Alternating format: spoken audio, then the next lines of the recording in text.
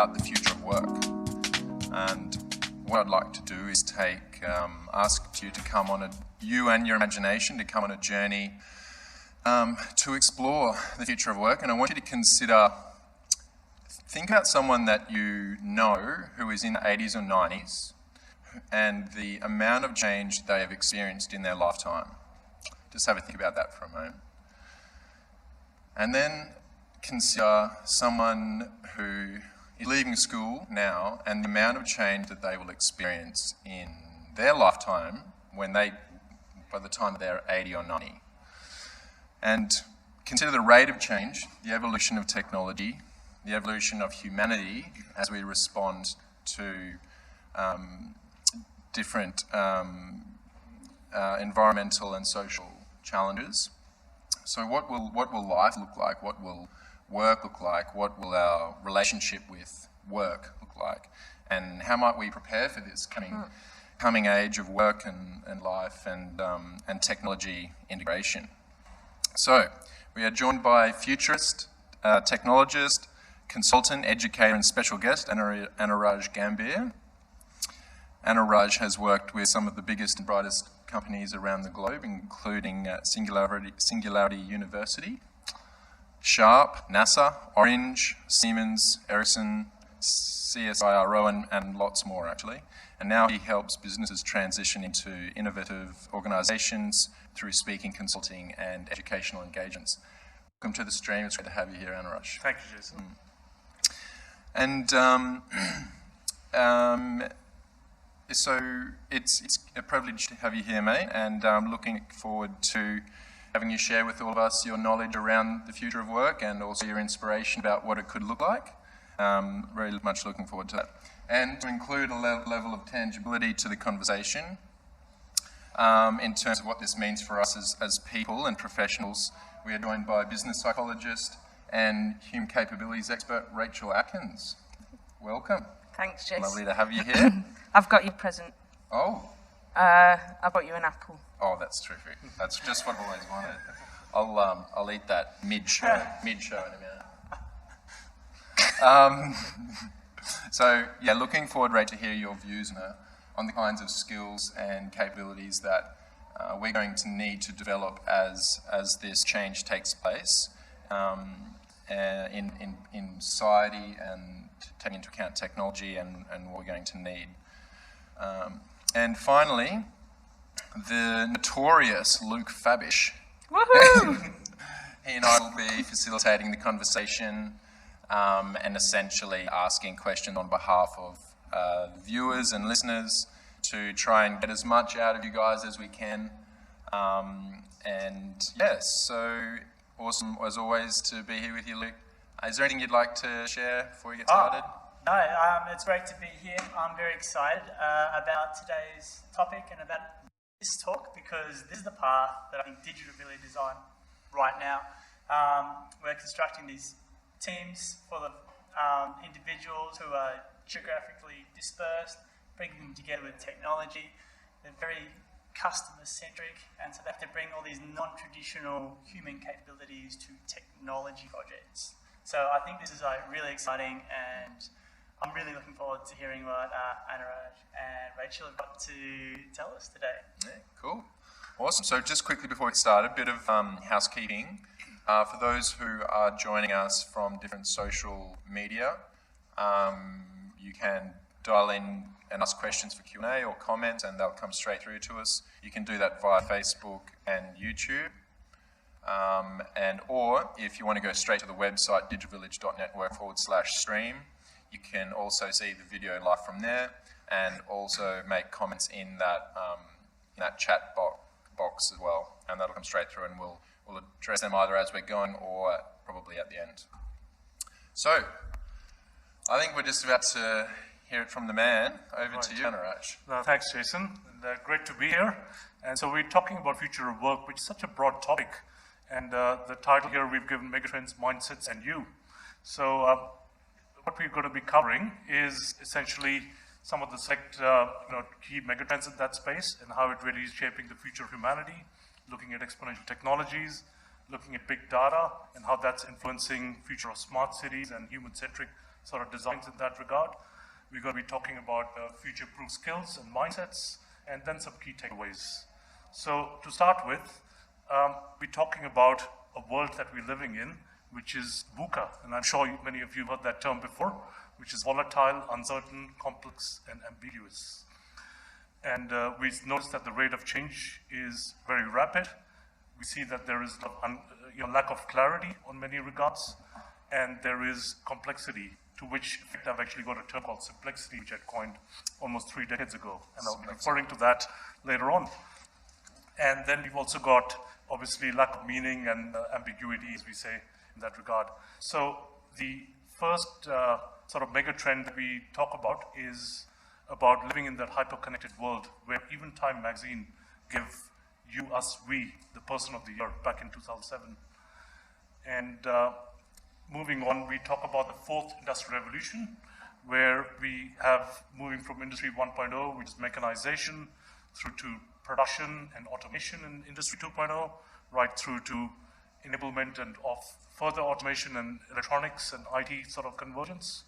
And then what we're currently sort of undergoing in the phase we're in is Industry 4.0, which is really the convergence or hyper-convergence of many technologies, such as IoT, cloud, big data, to that regard, artificial intelligence, blockchain, AR, VR, mixed reality, and so forth, and robotics and digital biology and many other sort of areas. So I wanted to share this slide here, which looks a little bit complex there, which is actually the latest version of Gartner's emerging technology hype cycle. I'm sure some of you might have seen that, and this is the latest version of that.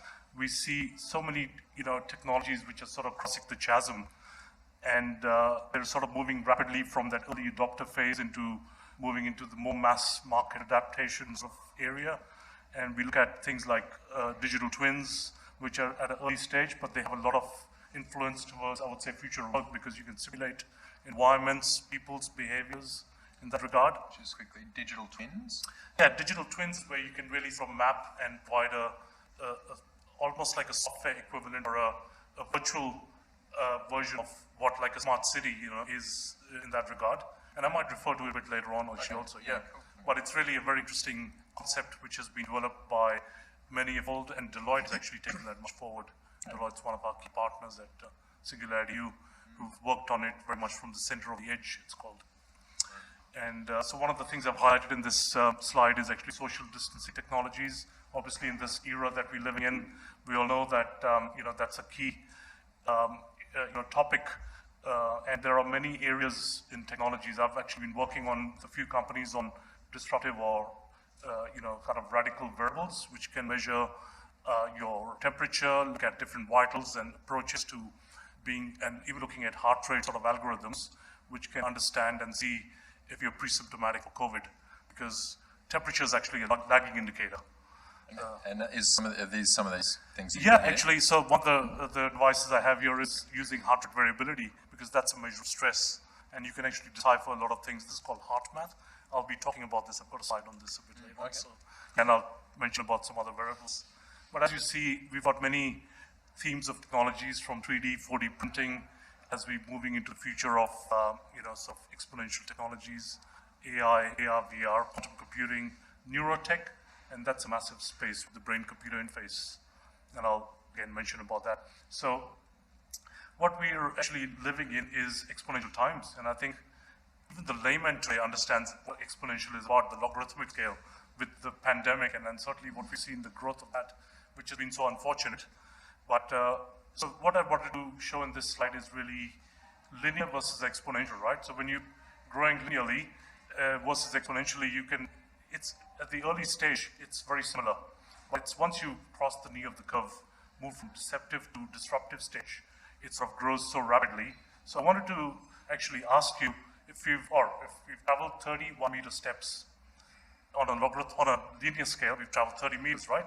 But let me ask you, if you traveled 30 exponential steps, how many? Does anybody want to have a go? How much would we have traveled if you traveled 30 exponential or logarithmic steps? I know the answer. Yeah, you know the answer already. So okay, I can't comment. You can't really interact. So Let's throw it. So there's the answer. Yeah. So you've traveled 1 billion meters 26 times around the earth. It is phenomenal, right? I mean, and that's why it's very hard to comprehend that exponential growth once we've crossed the chasm and moved into that sort of phase. So we talk about exponential technologies, but also developing an exponential mindset. Can you just elaborate a little bit more for those who are unfamiliar with the term exponential and how one step can equal 1 billion and whatever that number is? Yeah, sure. So I think it's what we're simply talking is a doubling. So moving from a 2, as you see on the screen there, 2 to a 4 to an 8 to a 16. And, if I really go back, you'll see on that logarithmic scale where, things, they multiply so quickly. And it's that law of doubling, right? And the logarithmic, laws that we would have learned in mathematics back in school is how quickly they sort of multiply. And the rate of change is so fast that's what we refer as exponential. And have you got examples of where people might be seeing that now? Yeah, I think with technologies, we're really observing that because when we talk about Moore's law, for example, with technology, we're seeing the doubling of the transistor sort of condensation and the integration of technology. But that has been occurring so fast. And now that we're seeing, even yesterday when Apple launched some new products, we've seen the new processor is now many times faster than the previous version. The 40 chip, for example, on the new iPad, the 2 iPads they launched, iPad Air, and also now the Series 6 of the Apple Watch, which has now got a processor which is 4 times faster now than the previous version.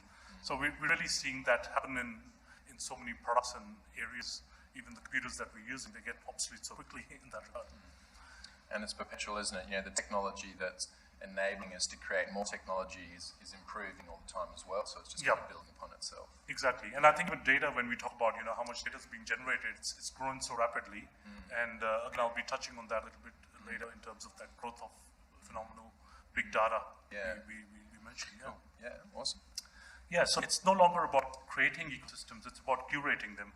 And this is some of the industries I sort of worked in, which is, the telecom, which is kind of where I grew my foundation, my career in, helping set up Optus and T-Mobile and AT&T in the US and Orange in Switzerland and so forth. But then working very closely with the media industry and the convergence about the IT and the whole sort of scenarios coming together with so many new services which became hubbed from the sort of telecom world and how ICT is sort of enabling the future. So I think it's really looking at each micro segment and where you really look is very important to understand how to curate your relevance. Okay, and when you say curation, curation for the consumer to actually, help navigate complexity of just the huge array of the things in each industry? Is that what you're referring to? Yeah, I think the consumer has been the center of it. So you're very much curating your ecosystem around the consumer. Yeah, for sure. So this is organizations doing the curation for the benefit of their customers. Yes. Yeah. At the end, it's benefit and experience, which is all that matters, right? It's the impact. So I think a lot of people just get sidelined and carried with technology, whereas that's just an enabler, right? Yeah. So what's the real benefit they're seeing in their lives? Exactly. Yeah. Exactly. Yeah. It's something just on that, I don't want to divert too much away from it, but it's something that Richard Webb actually from Catalyze often said when I was speaking to him a few years ago. There's these industries that are taking place and they're very, they're vast, and like as a consumer, how do you navigate through that, and how do you actually find what you need when it's so time consuming, but just having a service of curation is incredibly important. Yeah. Totally. Yeah. I would say even hyper curation, taking it to the next level, because it's when we say micro segmentation or even nano segmentation, because like I mentioned earlier, it's about the individual ultimately that you're trying to curate a solution towards.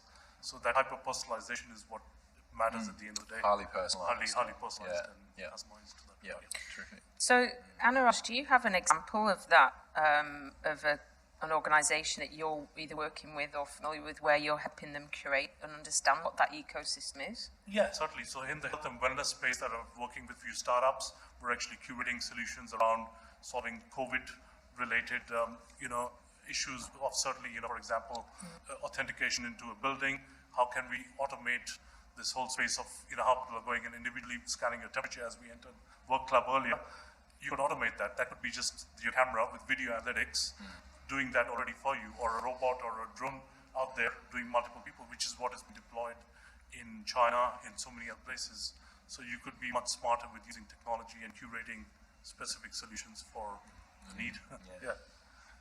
many examples. I'm just wondering if there's, everyone. it's a different conversation, any kind of adoption of that, like people actually being okay with that. Monitoring. That's right, yeah. But that's technology in general, though, I guess. Well, that's where it needs to then filter out and see, okay, where is it that want to target? So it's moving from that bigger vision of the helicopter view right down to the nano level, right? Yeah. So on what I'm showing here in this slide is actually the 3 horizons which organizations, and I think this is where we talk about future of work, and people tend to get so bogged down with operational sort of elements in Horizon 1. And I personally have spent a lot of time in the Horizon 2 and 3, so we talk about Horizon 1 being the now, which is obviously extremely important, but looking at what's coming up, or what are new products and services, new models, what's emerging, but then really having that vision, or what I talk about, the massively transforming purpose that an organization or an individual can have, is where you really need to spend somewhat of your time, and say here approximately 25%, which is really looking at the next level impact, where you talk about the 10x and beyond potential for value proposition and generation in that regard. So one of the key areas I've been focusing quite a bit on is the holistic approach of future human-centric smart cities. And a smart city is almost a living organism. It's actually a living, breathing entity where you've got so many domains, clusters. It is such a wide topic. I mean, even the definition of it varies quite a bit. We talk about the interconnections become so important, but it's the data that is being generated around it, and how the different sectors like education, healthcare, transportation, energy, and manufacturing, and everything else, so academia, government, startup ecosystems all sort of come together to formulate something which is very human-oriented. And that's where, because we get carried away with physical infrastructure in smart city thinking, it's much beyond that. You really think with humanity at the core of it again. Data's like the bloodstream, almost. Yes, data's the new oil. Yeah. And that's kind of moving on to the next. We are actually generating so much data. We're actually generating over 2.5 exabytes of data every single day.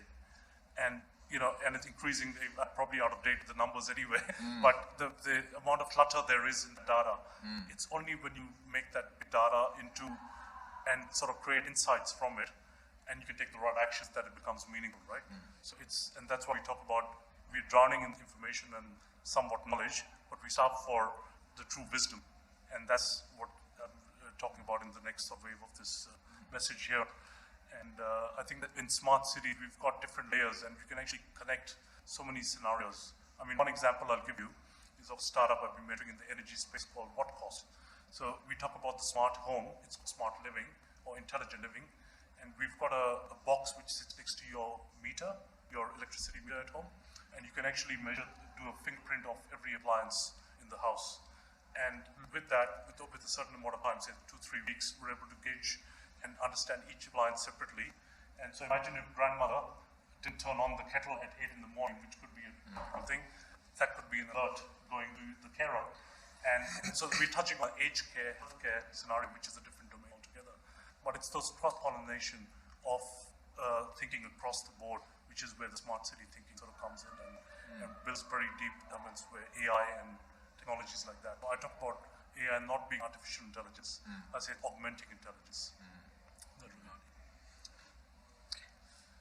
So again, talking about data still, data being the new word, like I said, it's really when you can use that from descriptive to diagnostic to predictive to prescriptive analytics.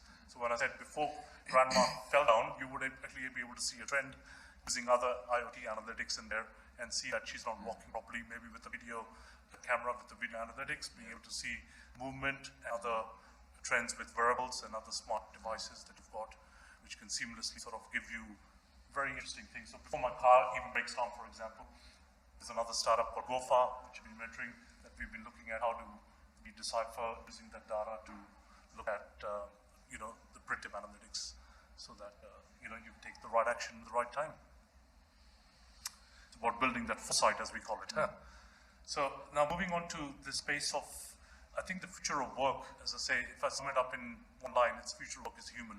It's moving from skill sets to mindset. And it's really what we've seen with the World Economic Forum, and I've been a little bit involved with them. In fact, early this year at in the Davos meeting and so forth, we've had further revelations of how some of these are evolving. We've actually moved up the ladder, where we look at things like critical thinking and creativity and complex problem solving, which have become such innate skills or mindset-related topics which need to move up the ladder, where humanity is really at the core, and it cannot be displaced with machines as yet. And so why wasn't that always there beforehand? Well, I think with the progress of technology that we've seen, and that how certain jobs have been displaced, automation has happened, obviously, in manufacturing, as you've seen over time.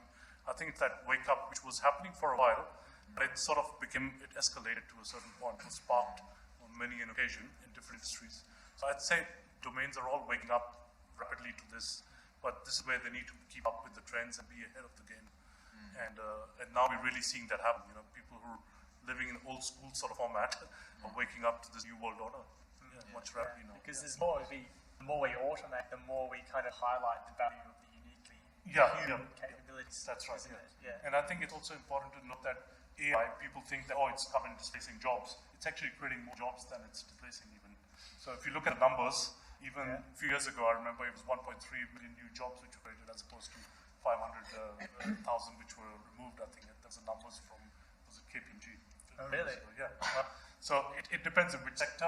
Yeah. It obviously varies, everybody's at different stages of evolution there. But it's interesting. And in a technology space, I mean, I've been working in this area for 20 years, looking at helping people understand what their skills are, their soft skills, capabilities, and the list that you've got here, in the technology industries that you're working with, how are people embracing that, and what are some of the challenges that you're seeing with people even understanding what they need to do differently?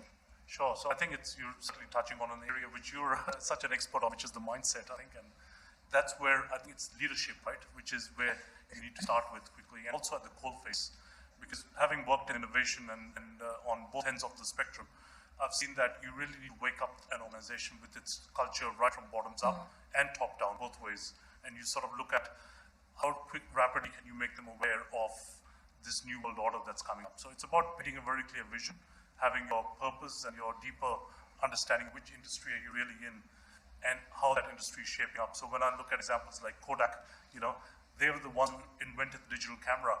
And, what did they do? They missed the boat, right? They were stuck in chemicals. So what business were they really in? It wasn't, if they realized deep down and did that introspection, it was not about creating photographic film, right? It was actually about creating memories. And those memories is what digital photography was enabling with the next phase of evolution of technology. But they missed it. I mean, their own employee invented that first digital camera, Mr. Sasson. And I remember, obviously looking at that time when the digital camera revolution came about with 0.01, whatever pixel or megapixel sort of resolution. But then we integrate, because I was involved with the integration of the camera in the mobile phone. We launched that first camera phone at Sharp, and launching it in Europe with Vodafone. It was quite a revelation because the resolution was so poor, but it was use cases. And it was looking ahead in the vision, saying you could send multimedia messages, you could actually have people talking, looking at each other.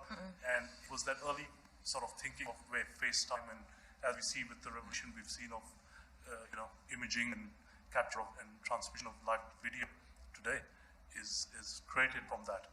So I think it's really thinking at that stage 3, at that horizon 3 is what I was coming back to again.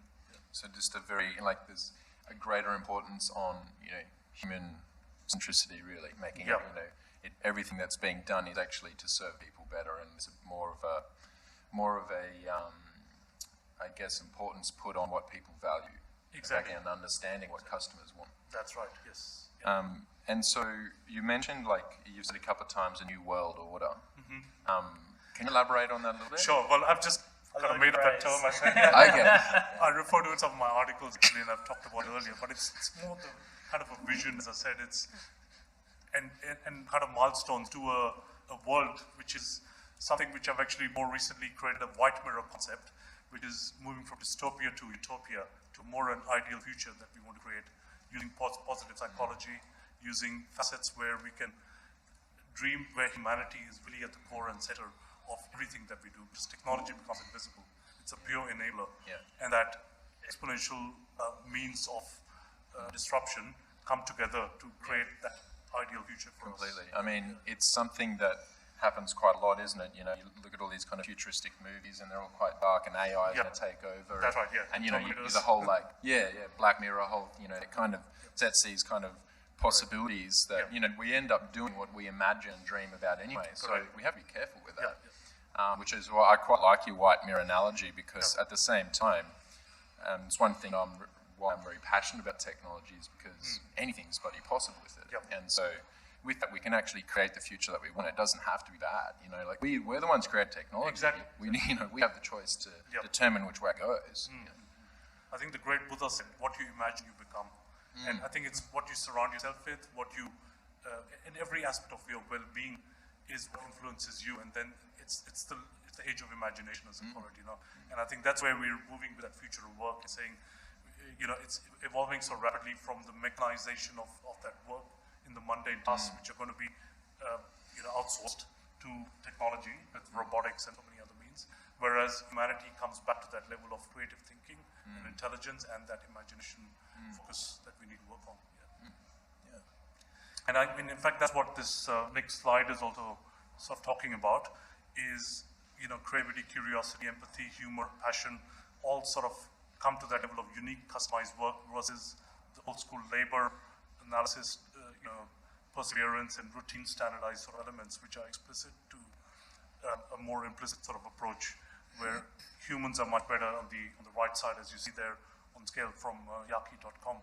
I thought this was good sort of analogy there as we're seeing that evolution. It's just interesting thinking about the human, you know, human you mentioned as really is the future of work. And you know, whether that's a way that organizations are creating new value propositions for people, more, you know, focus on people. But from a work perspective, humans, you know, what is our relationship to work as well? And like, how are we going to, I guess this is kind of your thing, right? But how are we going to prepare for this new world of what you just showed before with the, you know, the labour on the left, and so what kinds of things are we going to... I can also probably point out where most of our training effort goes. Where's it gone? No, on the next one. Where all our training effort goes, currently, the way that we train people, and also when we're screening people for positions and things like that, we're always looking on that left side, aren't we? And education. Like, this is probably one of the biggest areas that really needs to be, I mean, it is being improved, but it's kind of, this is what sets the tone of how things actually change. And there's still so much education that probably on the left, the labour side, where we need to be kind of focusing on the more humanistic side. And I think the evolution of, I mean, if we think about leadership programs, you mentioned leadership earlier. If you think about leadership programs, for decades, they've not really focused on the left-hand side of what you've got listed here. They've focused on that inspiration and trying to empower people, and the idea that you know, the higher emotional intelligence somebody has, ideally the more successful they are as a leader. And one of the challenges I think I've faced, part of the delivery of those types of the skills development focused on that in the past, and this is why I'm looking really to the left-hand side of this, is that whilst we're equipping people with those skills, the measures internal to an organisation focus on the left. So there's a conflict.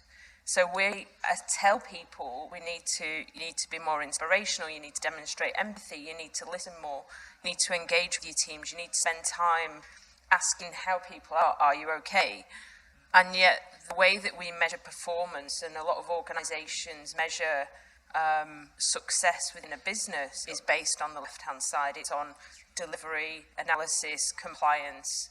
And I think this is one of the areas of a dilemma which we are moving more towards. And actually, I'm going to just bring it back to something you mentioned earlier around that curating the ecosystem for consumers. Because in effect, whilst we are all at home, and this blend of work-life balance now between an individual, their work and life, whether they are an employee, whether they're a contractor or a freelancer, and who they are as a consumer, everything's blending in.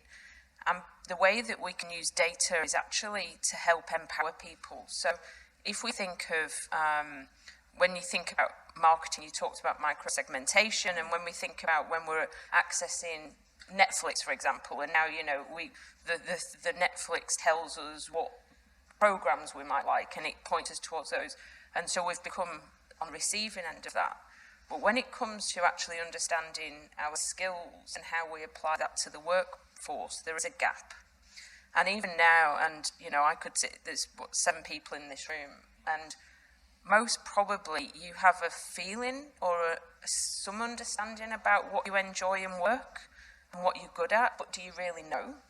And how do you then understand and really get to understand yourself to be able to make informed decisions about that future? How are you supposed to know? I mean, that's something you're supposed to. School would probably be helpful to teach you how to know. So this is the thing, and it's really interesting because one of the conversations I was having this morning, in fact, last week I was talking to a teacher who, one of the challenges they face, not only through the COVID situation, but actually they co-teach and they have 52 kids in their class. So imagine doing that via Zoom. Imagine trying to keep 52 kids engaged. I mean, that's a challenge. But one of the interesting areas is around how do you pick kids, you know, at the age of 11 or 12, they don't really understand what their skill sets are. And I actually, in 1995, I was doing my dissertation on careers education actually in schools. And I went and spoke to the head of a careers centre for a large region in England. And I said, why do we not provide more tailored careers advice for people? And why can't we really help people understand what they're good at? And he said, oh, it's all to do with politics, and it's all to do with colleges and what courses they run and where we need to send people. And it was less about empowering and the system, and this then from a political system, but then also from organisational systems. If we think about this, coming back to this slide, if we think about the history of manufacturing, if we think about the process line, the Taylorism view of, you know, you have a task to do, you shall not think, you shall just do this task. If you do it well, then that's great. We're now in a completely different environment. We're completely different, where we're saying to people, all of the things on the right-hand side, you need to be creative, you need to be curious, and yet we still have organisations that stop people from doing that, whether it's through fear. We still say to people, you need to deliver this, you're not allowed to, we don't want you to. So there's a real challenge for helping people really explore that. And for me, one of the benefits about helping people have more insights is it gives them more choice. So if we just go to the next slide, I just want to set some context actually. So this is, I mean, this report came out in 2017, and it was, I've taken some of this, it's from a Deloitte report, and it was fascinating, because when I did my master's in organisational psychology 17 years ago, I still remember somebody telling me that by 2020, 35% of people will be working from home. And I was told that in 2003. And I was really excited about that. I don't think they knew about pandemic. I wonder if they did. You never know, like Bill Gates 5 years ago when he actually told everybody we're going to have a pandemic in 5 years. So even then, I've worked in this world where we're immersed in this, trying to help people understand, equipping people with the soft skills they need for the future. But this year has really brought everything to a fore. This year has brought the need for people really understanding how resilient they are. I mean, resilience is just from the health and well-being work that you're doing. It's just, you know, we've been teaching resilience in organisations for years, but this year it's really transcended work and life. When we think about how people demonstrate empathy, I don't know if you remember at the start of COVID when people were on Zoom, everybody listened really intently. People were asking questions and everybody leaned in. People were really asking, are you okay? Is everything okay? And it's almost like we've moved past that now. it's really interesting to explore what are the skills that people are trying what do they need to use. And I was actually talking to somebody today who does a lot of work in leadership, and they made a point, and it sort of breaks my heart, because they were saying if people didn't demonstrate empathy or didn't have any EQ beforehand, the pandemic and what's happening now is actually, it's becoming worse. So if people were a bad leader or a bad manager before, they're getting even worse now through the fear and the lack of understanding they have of how to connect with people. So they've moved really into that micromanagement. They want the need for control. But the good news is, why we're here, if you didn't know what the good news was. They're waiting for the good news. The good news, the good news is that we can help. And the good news is that actually Digital Village, Luke and Jason and the Digital Village team have really embraced this understanding about how can we help people really get into the flow of the work-life balance from a freelancing perspective. We know that when people, I'm sure that a lot of people listening are in that position, and the lack of employer-employee relationship actually still lies with organisations of how do we ensure people feel they're delivering and they're able to use the skills, and we can help them develop those so they feel good. So just relating to this report, we can see here that since the year 2000, 53%? 53% were soft skill intensive occupations in the year 2000, and that's going to shift to, in 2030, to 63%. And the good news for everybody who is listening in, and for everybody in this room, we can see that the soft skill intensive occupations, managers, professionals, engineers, and ICT. So that's the good news. We know we're going to be employable, I think. There's a bit of work out there for us.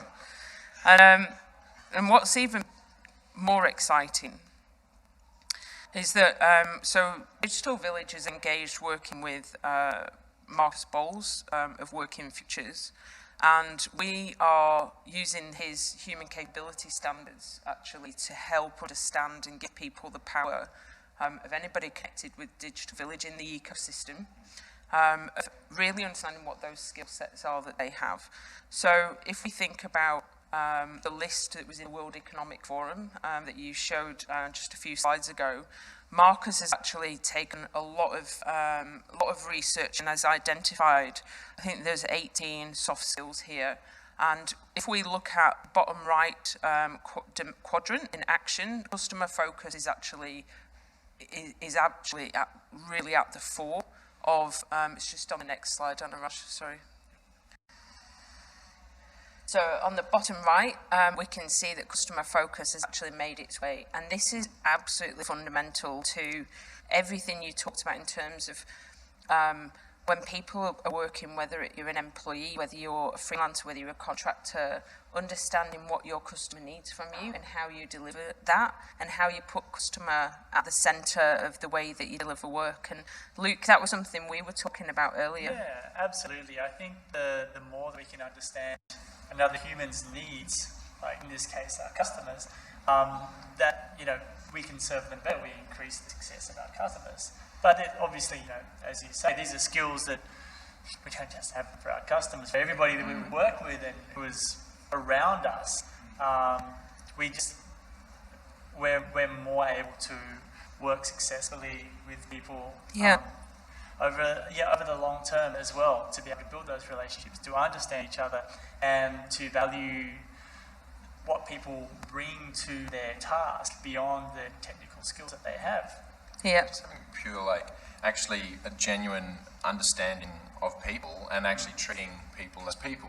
It's not like in a big organisation. It's like, no, there's this front of, professionalism or being a certain way, which is just complete waste of time. Especially as a customer, they're not going to feel like they're just speaking to a robot. They're not. There's no real connection. In fact, I refer to that as steering of the walled gardens. It's really, you're right. I mean, it's the hierarchy and the old school sort of thinking is no longer. It's matrix organization. It's it's really about how well you use what you know rather than what level you sit on and so forth, right? Yeah. I think we're seeing like competing human needs at the moment, because we can see, yes, we want to foster the creativity and empathy and all of these things, but again, on the other side, we have a lot of systems set up about managing people in a different way, and effectively managing those people in that way increases the success of the people whose job it is to manage them in that manner. So I think that's the challenge at the moment, and like you were saying, Rich, with a lot of leaders who aren't used to operating that way, it's like more difficult now because it's more difficult for them to be successful in the way they have been in the past. Yeah. And if we take if we just take the four capabilities that are listed there under leadership, so leadership, which is you described earlier, in it, you know, engaging and inspiring people and how you make the right decisions at the right time, engagement and culture, agility, direction and purpose. I think the agility and engagement and culture is really what is differentiating leaders previously to where we are now, and having people to be able to work in an agile way, and especially now where a leader may be experiencing a huge amount of personal challenges, you know, with the COVID situation, with regards to family, their work life, and yet they still need to step up, they still need to provide and be agile enough to support their teams, whether they're direct employees or freelancers, or even their customers. You know, if they've got really good relationships with customers and clients, about how do you support others and show that, whilst at the same time delivering, you know, because we still need to make money, we still need to be able to do that.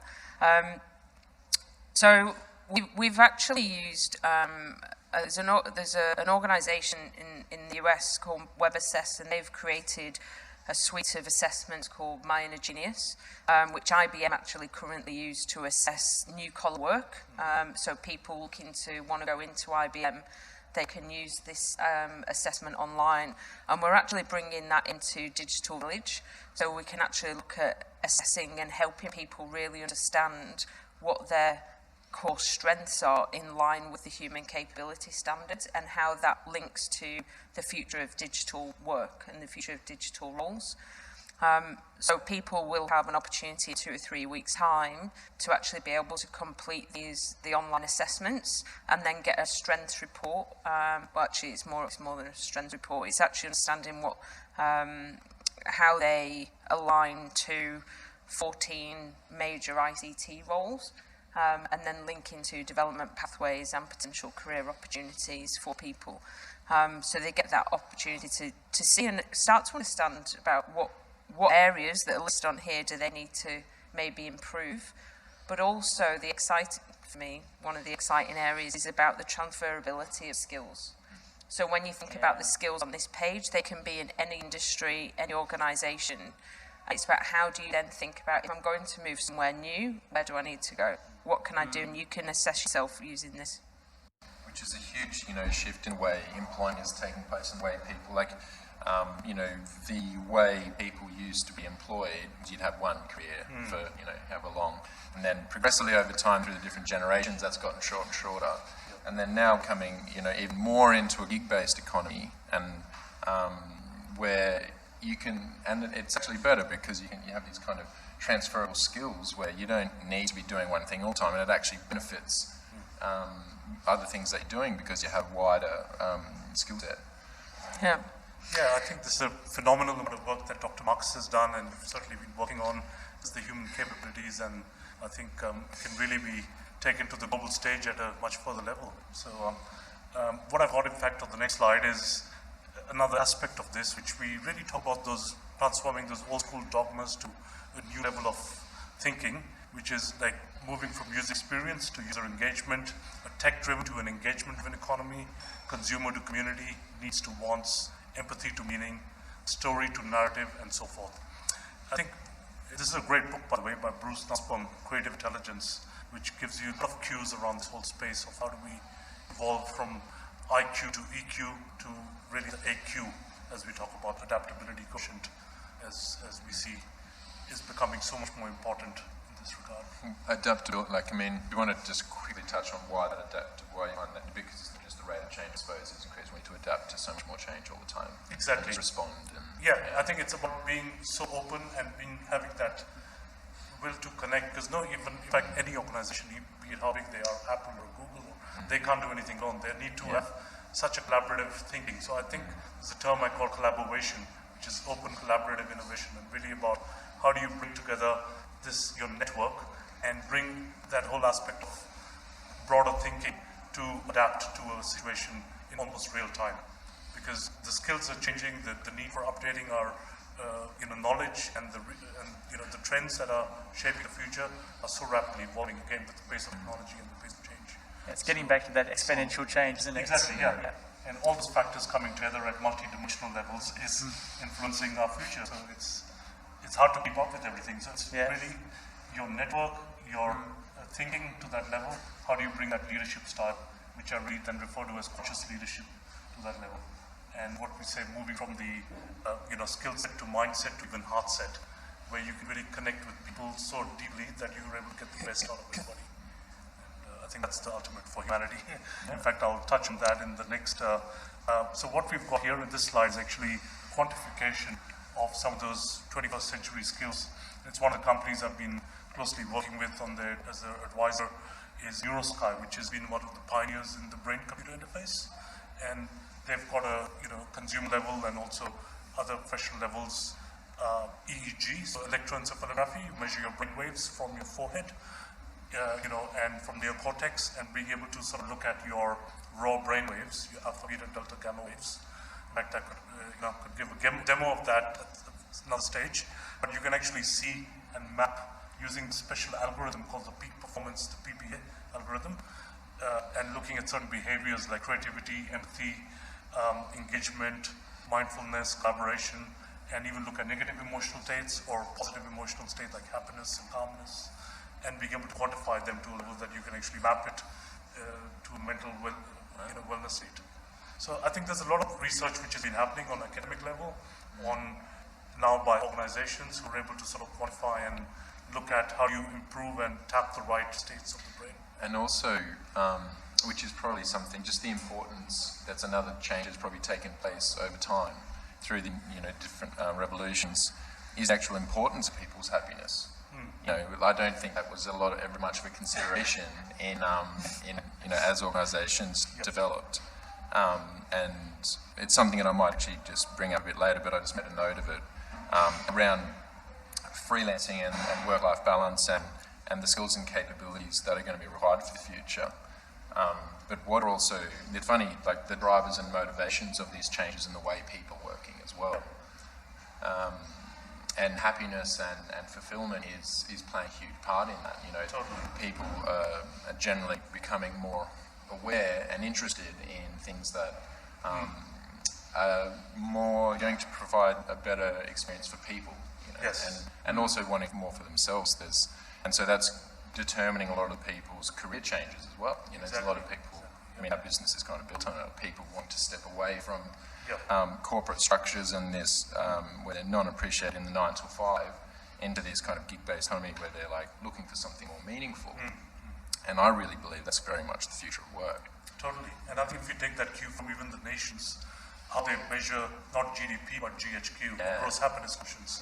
Countries like Bhutan and many others which have actually mapped it and quantified a lot of that. Quite cool. It's the group happiness which you can sort of measure in people, and that's where you build those skills of compassion and gratitude and kindness. And if you think about it, what's actually, is there something more important we should be measuring? As humanity, like maybe environmental things and things like that. But what's actually important? Anyway, exactly. Right. Yeah.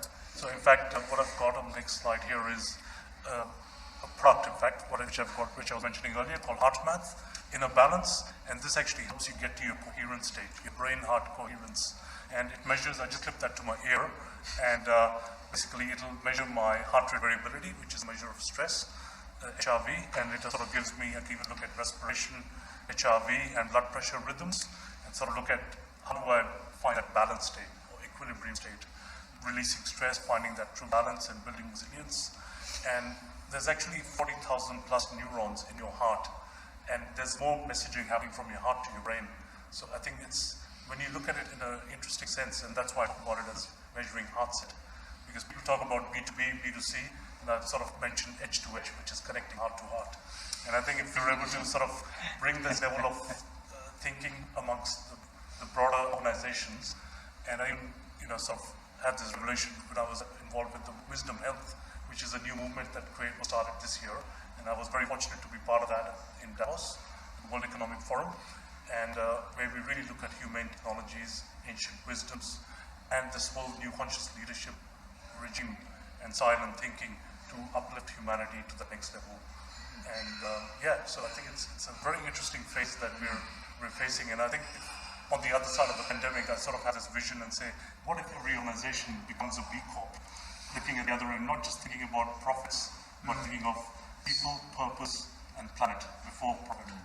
Well, the world would just be a better place, wouldn't it? It will become so much better, right? And I think the wake up is happening now. The great reset is now, and we're if we can just come out much better.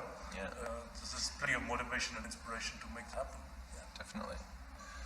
So I think that's where I think it's important to look within and see. Ikigai is a great philosophy which the Japanese have promoted, and it's not the reason of being, of really that introspection and saying what you love to do, what the world needs, what you get paid for, and what you're good at. When it all sort of converges, it sort of brings about that thinking of what is my true purpose in life.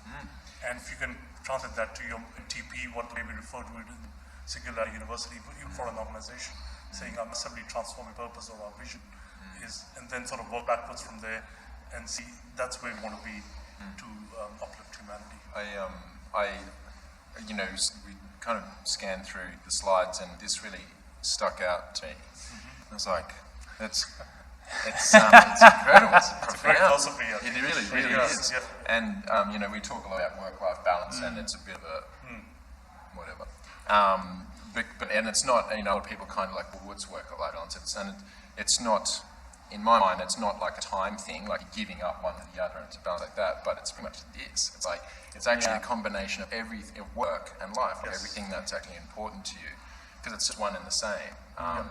But it's like your life's work or whatever it is. But what gets really like, what is it? What the world needs, what you can be paid for, what you're good at, and what you love. Like if that's not your life or your work, or if it is, then that's an incredibly meaningful existence. And I think so I was just going to say, I think this is, whether we sort of realize it consciously or not, this is what we're often, I think all of us are kind of like reaching towards one way or another, looking for that center. And I think we've seen the spark of this very early on from organizations like even Google, when they gave 20% of their time to employees, saying, you can spend one day of your 5-day week. Back then, I remember when Eric Schmidt was chairing Google, and I remember hearing him live on stage talking about this in the world, at the Mobile World Congress actually. And it was just so profound because you didn't hear that from corporates a couple of decades ago, saying this is the way they're going to treat their employees and give them the freedom to look at what do they want to work on, what's their hobby, and actually take it forward. So if you can merge work life to that level, that's the future of work to such level, and this is what philosophy is promoting.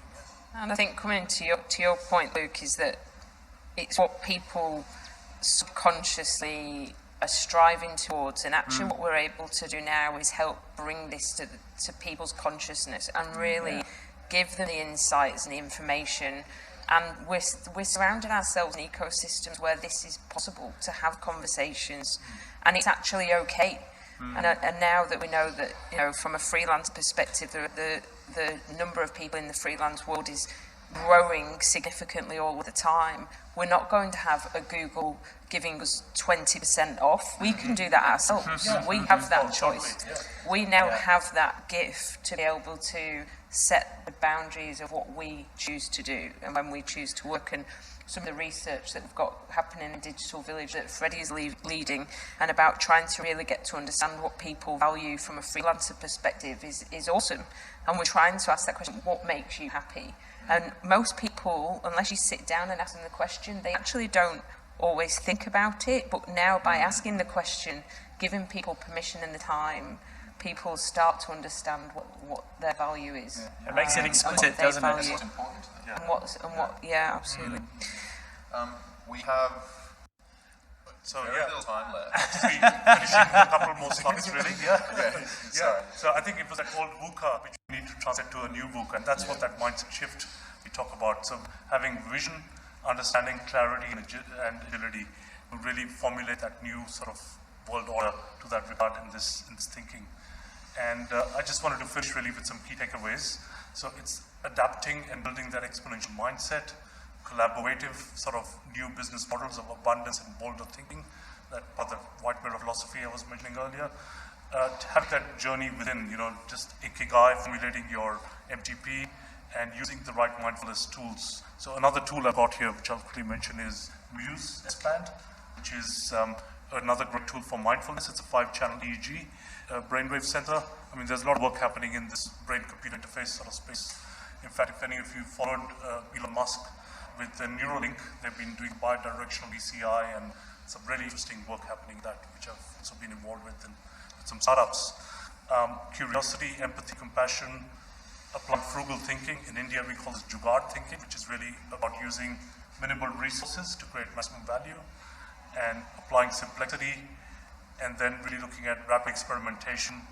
And another term I've called experiation, which is from old school storytelling to immersive story showing, and looking at transdisciplinarity, because I think we need to become more generalists now. And it's really about looking at multiple industries and across so many other domains that one can work in. And unlearning, I think, certain aspects of old habits, right? Displacing it with more meaningful and really creating that aspect of foresight, serendipity engine. So I just like to finally end with a great saying by John Naismith, saying the most exciting breakthroughs of the 21st century will not occur because of technology, but because of an expanding concept of what it means to be human. Great. Wonderful, thank you very much. It's a very good way to end it. We've actually got some questions that came through. I didn't quite get a chance to get them in, but we do have a bit of time left, and it doesn't matter if we go over. Did you say something? I think the Anuraj is going to see how fresh the apple is. Oh, yeah. I'm happy to do that too, yeah. So I've got a device here called Skio by Consumer Physics, which is actually almost an electron microscope, which usually costs $30,000, democratized in my palm for $1,200 US. And it's one of the startups I actually was involved with very early on, based in California. So basically this happened because I did actually give Jason an apple earlier, and Anuraj said, I can tell you how fresh that is. I didn't explain that it's been sitting in my bag for a week, but I've done the test you do. we've already, he's not eating I've done the it. test to do at the supermarket where you stick your finger through it. I've already done that. You've done that test already, yeah. I've got my measure of it. So what I'm going to do is just do a very quick rapid scan of this. So we've There's, got a few there's a couple of questions here, and much of them are actually around the kind of education space from the topic earlier. There's a comment here from Alicia.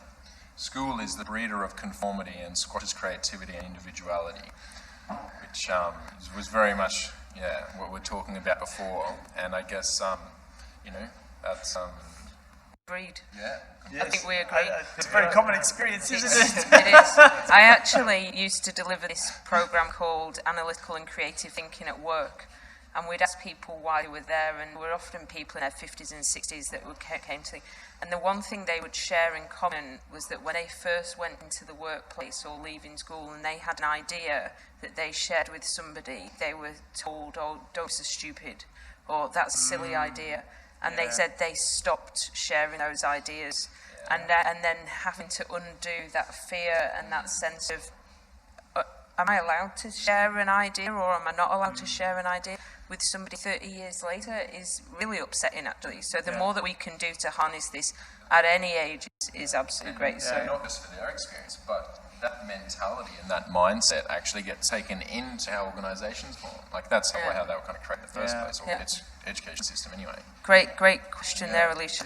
Maybe I'll just interrupt. Tell us about the apple. How fresh is the apple? 16% carbs, 70 calories and 83 grams of water, and there's a second fingerprint. So if anybody wants to see, that's the dashboard of the apple. That's great. But there's some great tools and technology out there, which is really democratized and enabling so many new functions out there. Yeah, very cool. Next comment here from Pete. Careers/jobs change every couple of years. There's no chronological career path anymore. The core skill is critical thinking and imagination. Very true. Totally. Yeah. Well, maybe I'll just give a quick quotation of Albert Einstein. Yeah? Imagination is more important than knowledge. Knowledge is limited. Imagination encircles the world. That's Albert. Yeah. So Again, it's getting back to... somebody who tapped a lot of his brain. So, Yeah. But again, it's getting back to valuing that, isn't it? Exactly. And really recognizing it and valuing it outside of creative industries. Exactly. Sorry, I was just reading the third one. How do we make kids better aware of huge amounts of options career-wise in tech that they may not be aware of? Had you heard of DevOps as a kid? Tommy? That was really interesting because I remember when I started working with people in engineering, and I thought nobody ever talked to me about engineering when I was at school. I mean, obviously I was in the school a long time ago, and I know STEM's come a really long way since then. But at that point, and this is the same question that, when we were there, but now I think there's a lot bigger movement, and, we need to encourage and be the supporters and partners of education, whether it's at schools or colleges, universities, to really help people understand that breadth. And there is a lot of startups and different organisations and non-for-profits and so on that actually provide these, code for kids and these kinds of things. Yeah. I think it's what we say is STEM education, but I've sort of take that further and say STEAM or NSTEAM, which is entrepreneurship, science, technology, engineering, arts and mathematics, all need to come together. Yeah. And that's the transdisciplinary approach. Yeah. And I think that's a really important thing that might just take a moment to touch on. That entrepreneurialism part of that and the innovation side of that, being educated in that way is hugely important because that's essentially what organisations are lacking. Yes. And that's what they're needing to do more than ever, because they're faced with all this change and they're needing to come up with new value propositions and react to this disruption more than ever. But they're stuck in these old ways. And not only that, but having, as people, which is just I guess around the shift of what's happening in the way people are being employed, it could mean that organisations don't stop employing people, but a shift from mass employment, so they're actually more agile and flexible, to a more decentralised peer-to-peer collaboration of independent people working together on a project, and the project is something that they all have shared values around or something like that. And that, I guess in my view, is something that could really be the future of work, where people working on these projects with a huge amount of accountability, they're responsible for themselves and their own income, working together with people they want to work on is actually a better outcome for the business, because they're more flexible and they're getting these highly specialised teams to look after and take ownership of this project. Yeah, and it's an opportunity also for people to come together into a team and do the work they care about doing. Yeah, and doing exactly. and focusing on the things that they're good at and they enjoy, and then having it's a great experience working in a high performing team with other people doing that. I think one of the realities of businesses when they're growing, this sense of purpose and what drives our value of what we enjoy, and often it gets superseded by the realities of deliverables and commercials and that. And I think there's a question here actually from Sherelle. Can you read that for me, Jason? How do we move past shareholder value and redefining, I'll start again. How do we move past shareholder value and redefine winning as an organisation that spurs innovation? And, that question about when you're in organisations, and I've helped deliver many values workshops, where we've asked people what are the values in your organisation, and these words get put on the wall, and then people say, actually, it doesn't really matter what I value because it's all about what the shareholder gets. And now what I'm seeing, and I don't know if this is what you guys have also experienced, is where people are looking to invest, whether it's a small amount of money or a significant amount of money, they're really looking for organisations that can help with that, deliver for people profit planet, Yes. and also that purpose. And actually they're choosing, and it's where we encourage people to choose where they focus that, and how do we support organisations like Digital Village that are really trying to do the right thing by the people in their ecosystem, and how do we attract the right people who want to invest, that they might not get, you know, the same amount of return that they would from a defence organisation or another organisation, that they want to, where they could get, you know, significant more or twice as much, but actually the value that they have and the opportunity they have in creating this, the place in which we all want to live and work, should hopefully add a different set of values. And that's what we need really to when they focus. find the true purpose, and like I was saying, the benefit corporation, the B Corp thinking, but also to avoid those Kodak moments. If they knew that our own employees were going to invent a digital camera, Kodak had realized, they would have actually done other things and actually realized the deeper purpose of what it was about. Yeah. So I think it really all comes together in a form that you got to think so much more holistically and openly, and value each single employee's contribution. Yeah, and see the opportunities that are there, right? That's it. Yeah. There's another comment here which I'll just read out, which is off the back of the one before around the kids making career options, choices. Do you think kids, and also what you mentioned before around imagination actually being the future of things, do you think kids are being prepared to apply information rather than retain it? It frees the neurons for imagination. I mean, yeah. Again, great point. It's really about how do we bring that creative thinking skills a lot more dominant, you know, and that STEM education brings in. I think that's where that entrepreneurship, because you really can't frankly teach entrepreneurship. Yeah. It's all about It's bringing a the mindset. right mindset and the attitudes and the key elements or ingredients that can influence it. Which is then that curiosity and empathy, and we talk about experimentation being a very key element of that. So. Yeah, and rewarding it. Like, so because it's always an experiment, and some of them are going to fail, and then looking at that and saying, well, what did we learn from that? Rather than it's a failure. It's a learning. Yes, that's so right. learnings from failure. Yes. Or, you know, and fail fast to succeed sooner. Yeah, and to encourage that mindset. Like, Exactly. this is interesting, I'll try it and find out what happens. Correct. Yeah. Well, I hope we've still got some people listening. Yeah, so I think we'll wrap it up there. That was amazing. Thank you very much Maybe for I'll just joining mention us. quickly, like, there's one thing, and this badge I'm wearing. Oh, I forgot to ask you. Sorry. No, Anuraj, I have a question. What is the What is badge that you're wearing? Sure, yeah. So actually, it's a very important activity or element that's happening around the world by the United Nations, and it is the United Nations Sustainable Development Goals, which is actually a 10-year program. And I think it's what we've got is things like good health and well-being, education as number 4, and then we've got sustainable cities, innovation, and 17 being the partnerships for all the goals. So it's a very broad initiative where I think everybody can tap and contribute and be part of this movement, where and actually align White Mirror very closely to the SDGs, because that's where we really see that impact happening on that global level for the future of work that we want to define. That's great. Yeah, I mean, I think it's an important initiative, because it's something that every organisation can actually do something around, and that's going to create, and especially if everyone does it, which is the key. Exactly. Then it's really going to make a big difference. Okay, so So I guess if you would say, thank you. I guess. Thank you very much. It's been a real pleasure. Thanks, Luke. Thanks, Rach, for joining us. If you would like to learn more about Digital Village, go to the website or get directly in touch with us via LinkedIn. We will be sending out an email to everybody.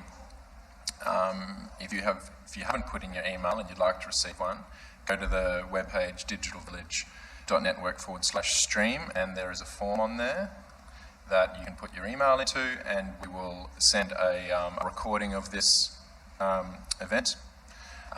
Plus, we're going to do a bit of a breakdown of it with some other takeaways. And there'll also be more information if you would like to get in touch with Anuraj or any of us for that matter about anything at all. And anything else, Luke? No, I just think it's great to have been able to have this talk, and you'll absolutely find us on LinkedIn as well, or on our website, digitalvillage.network. we'd love everybody to get in touch and just to find out more about what we've been talking about today. Yep, cool. Or to get in touch with us or Anuraj or Rach. And I'd like to do a specific shout out to Chris, who has worked very hard in bringing this together. And then also, of course, Steve and Gori as well for supporting in that. Really, Gori, would you mind putting these up? The pink one is for Rachel, and the green one is for Anuraj. And this is just a thanks for joining us and contributing to the conversation. Oh, thanks very much. That's a really nice surprise. You've been looking at it the whole time. I didn't think it was for me. I thought it might have been a joke where you go, you thought it's for you, Rach, but it's not. Take it away. Okay, well, thanks a lot for joining, everyone, and we will see you next month. Over and out. Thank you.